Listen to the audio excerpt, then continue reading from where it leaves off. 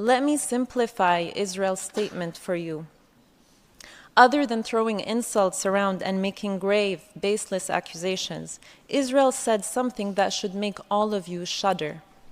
It effectively said, I can kill any and every person in Gaza.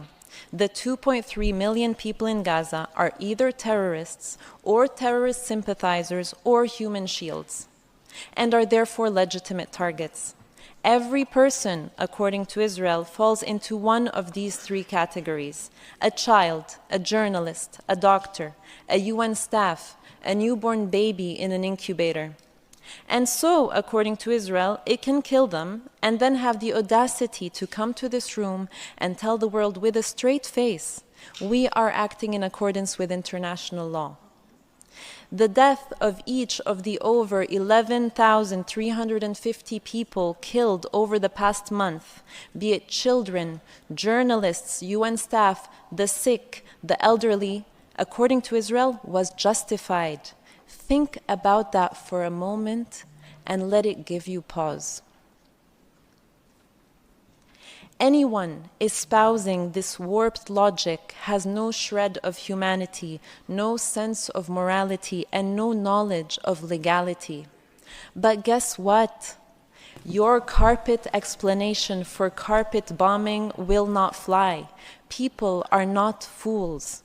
The people in this room are seasoned diplomats who are well-read, have a knowledge of history, and many of whom have seen your government make the same arguments during your 6 previous military aggressions on Gaza in the past 15 years. They have seen you resort to collective punishment, targeting of Palestinian children, journalists, medical staff, aid workers before. They have seen you forcibly transfer our communities, colonize our lands, demolish our homes, and evict families from their own properties since the 7th of October and for the 75 years that preceded it. They have seen your state-sponsored disinformation campaign before. Again, not fools, don't insult our intelligence. By saying that it is acting in accordance with international law, Israel is effectively saying the UN Secretary General, the UN High Commissioner for Human Rights, the WHO, UNICEF, OCHA, UN Special Rapporteurs, the UN Independent Commission of Inquiry on the Situation, human rights organizations worldwide, disarmament NGOs worldwide, humanitarian NGOs worldwide, countless legal experts are all wrong. Everyone is lying about Israel violating international law, and we are asked instead to believe Israel, the state that is actually doing the indiscriminate killing. It is interesting that by saying even wars have rules, Israel quoted the very same UN Secretary General whose resignation it has called for because he dared to say that Israel has a history of occupying Palestinian land. The dissonance of hearing the Israeli representative talk about wars having rules as it commits genocide and breaches every rule in the book live on our TV screens is quite something. To Israel we say, we see through your PR and disinformation. The whole world sees through your PR and disinformation. The millions of people filling the streets in every major capital of the world, calling you out for genocide, sees through your PR and disinformation. Perhaps you think that with your incendiary rhetoric, we will all forget the incitement, the declarations and acts of Israeli officials, the people you represent, to wipe out Gaza, to drop a nuclear bomb on the Palestinian people, to destroy the human animals and children of darkness. Perhaps you think that your constant intimidation and threatening language will make everyone overlook the fact that Israel is, as we speak, killing babies, youth, women, men, elderly, no one too small or too old or too sick to be spared its wrath. Perhaps you think that by cutting off telecommunications and imposing yet another blackout on Gaza, you can continue to commit genocide while avoiding the annoyance of people being able to use their phones and computers to report on it. Perhaps you think that as your trigger-happy soldiers continue to kill journalists, 41 so far, the highest number of journalists killed over a 4-week period than in any conflict in the last 3 decades, you think that no one will be left to expose your crimes. Perhaps you think that by trying to silence anyone who tries to speak about your crimes, the international law violations of a state, by calling them either anti-Semites or terror supporters, people will be silent.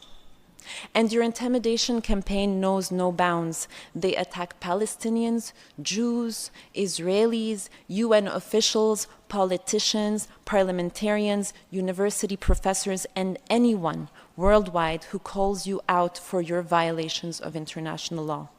But guess what? Your intimidation and silencing will not work. We, along with all peace-loving nations and along with all people of conscience around the world, will not be silent. We will continue to call you out on your crimes, to call for accountability for your violations, for sanctions as your government continues to reject calls for a ceasefire, to massacre our people, and to entrench your colonial occupation and apartheid regime. Something your country should have learned over the past 75 years is that the Palestinian people are a people who refuse to disappear. And your nuclear threats and your bombs and your tanks and your bulldozers will never break the Palestinian people's will to be free and to live in the dignity and peace to which all people are entitled. Unlike you, we have consistently stood in this forum calling for respect for international law, for ethical principles to guide state behavior, for peace over war, for humanity over national interests, for disarmament over destruction. Once again, we stand in this forum to call on all states to respect and ensure respect for international law. Let the law be the measure by which all are judged, not propaganda and hateful, biased spin steeped in racism.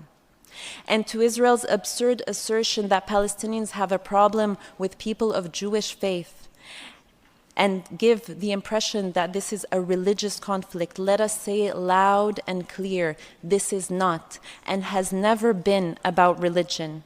Had the occupiers of our land or the violators of our rights been Muslim, Christian, Buddhist, Hindu, atheist, or of any other conviction, we would have called them out all the same. Palestine has always been multiracial, multi-ethnic, and multi-religious. People of Jewish faith have lived in historic Palestine as Palestinians for centuries. We consider them to be our brothers and sisters. And since the memory of the Holocaust has been invoked, let us also say loud and clear, we have the greatest of solidarity with both the victims and survivors of the Holocaust. It was not Palestinians that committed that horrific genocide, but the fascist forces that spawned from Europe, and it is unconscionable that a number of European leaders are again beating the drum as another genocide is now underway in Gaza. We are united with those hundreds of thousands of Jews around the world, including from organizations like Jewish Voice for Peace, If Not Now, Na'amod UK, who are calling out this genocide and chanting in the streets of New York, London, Paris, Berlin, Sydney, Toronto, and all major Western cities so that their governments can hear, not in our name, end the genocide in Gaza. With them, we stand together to end this pain and suffering. Together, we will not allow this to happen. Never again is now. in response to the European Union and states that claim that Israel is acting in self-defense, I am now convinced that there is another international law that we don't know about, that the European Union, Switzerland, the United States, and others are referring to when they use the term self-defense to describe the commission of war crimes and crimes against humanity at scale. One that allows collective punishment, indiscriminate attacks, wanton destruction, racial discrimination, as long as your name is Israel. They just forgot to teach us this law in high school. That is why there is such a misunderstanding between us. When they say that Israel has the right to self-defense in Gaza, perhaps they would like to define their use of the term for all in this room. Are you saying that dropping the equivalent of 2 nuclear bombs over the heads of 2.3 million people in one of the most densely populated areas on Earth constitutes self-defense? Is destroying over 50% of all civilian infrastructure self-defense, starving civilians, imposing a medieval siege, forcibly displacing millions of people, killing UN staff? Is this self-defense? Do your governments feel no shame using language intended to justify the killing of thousands of children? So let me correct it for you. Carpet bombing an occupied, besieged, colonized population with the latest military technology is not self-defense. It is genocidal aggression. And we encourage your governments to seek legal advice before making such statements. Under international law, an occupying power does not have the right to self-defense against the territory it occupies, and I refer you to paragraph 139 of the ICJ advisory opinion on the wall.